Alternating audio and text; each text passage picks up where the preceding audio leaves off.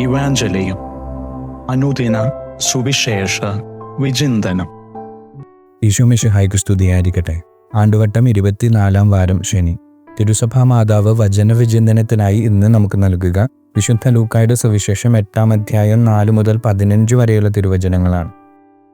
ഈശോയുടെ ഏറ്റവും പ്രശസ്തമായ ഉപമകളിൽ ഒന്നാണിത്, വിതക്കാരൻ്റെ ഉപമ.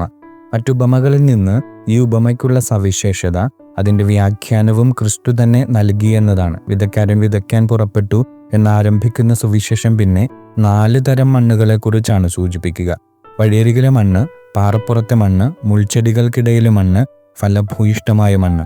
വിതയ്ക്കപ്പെടുന്ന വചനവിത്തുകൾ വീണ ഈ 4 നിലങ്ങൾക്ക് ക്രിസ്തു നൽകിയ വ്യാഖ്യാനവും സുന്ദരമാണ്. ക്രിസ്തു പറയും, ചിലർ വചനം ശ്രവിച്ചെങ്കിലും അവർ വിശ്വസിക്കുകയോ രക്ഷപ്പെടുകയോ ചെയ്യാതിരിക്കാൻ വേണ്ടി പിശാചു വന്ന് അവരുടെ ഹൃദയത്തിൽ നിന്ന് വചനം എടുത്തു കളയുന്നു. അതാണ് വഴിയരികിൽ വീണ വിത്ത്. പാറയിൽ വീണതോ ആഴത്തിൽ വചനം വേരോടാത്ത മനുഷ്യരാണത്രേ. ജീവിതക്ലേശങ്ങളാലും സമ്പത്താലും സുഖഭോഗങ്ങളാലും വചനത്തെ വളരാൻ അനുവദിക്കാത്തവരാണ് 3-ാമത്തെ കൂട്ടർ. നല്ല നിലത്ത് വീണത് ക്ഷമയോടെ ഫലം പുറപ്പെടുവിക്കുന്നവരും.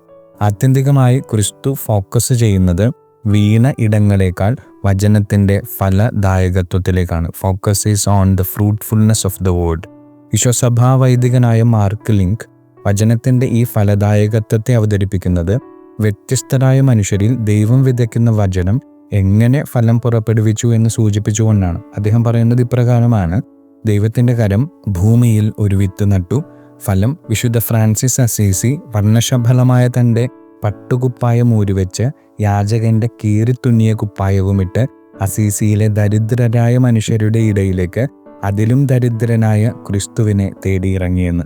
ദൈവം ഭൂമിയിൽ തൻ്റെ കരം കൊണ്ട് ഒരു വിത്ത് നട്ടു, ഫലം യൂറോപ്പിലെ പ്രശസ്ത സംഗീതജ്ഞനായിരുന്ന ആൽബർട്ട് ഷ്വൈറ്റ്സർ പിന്നെ ആഫ്രിക്കയിൽ ഒരു മിഷണറി ഡോക്ടറായി എന്ന്.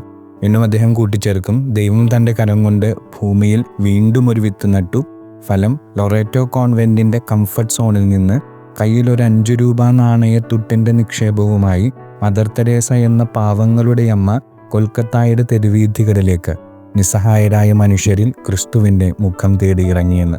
ദൈവം ഇന്നും വചനത്തിൻ്റെ വിത്തുകൾ ഇങ്ങനെ നട്ടുകൊണ്ടേയിരിക്കുകയാണെന്ന്. വീഴുന്ന ഇടങ്ങളെക്കുറിച്ച് വേവലാതിപ്പെടാത്ത വിതക്കാരനെ പോലെ. അത് ഫലം പുറപ്പെടുവിക്കുമോ ഇല്ലയോ എന്നത് വചനം വീഴുന്ന ഹൃദയനിലങ്ങളെ ആശ്രയിച്ചിരിക്കും. ദൈവവചനത്തോട് നമ്മുടെ ഹൃദയങ്ങൾ എത്രത്തോളം തുറന്നു വെച്ചിരിക്കുന്നുവെന്ന് ആത്മശോധന ചെയ്യേണ്ട വിഷയമാണ് ഇന്ന്. ഒരു ദിവസം ഒരു അധ്യായമെങ്കിലും വചനം വായിക്കാൻ, ഒരു ദിവസം ഒരു വചനമെങ്കിലും ഒന്ന് കാണാതെ പഠിക്കാൻ നമുക്കൊന്ന് പരിശ്രമിച്ചുകൂടെ? വചനത്തിന് വളരാൻ, ഫലം പുറപ്പെടുവിക്കാൻ വളക്കൂറുള്ള ഹൃദയനിലമൊരുക്കുന്നത് ഇങ്ങനെയൊക്കെയാണെന്നേ. ദൈവം സമൃദ്ധമായി അനുഗ്രഹിക്കട്ടെ.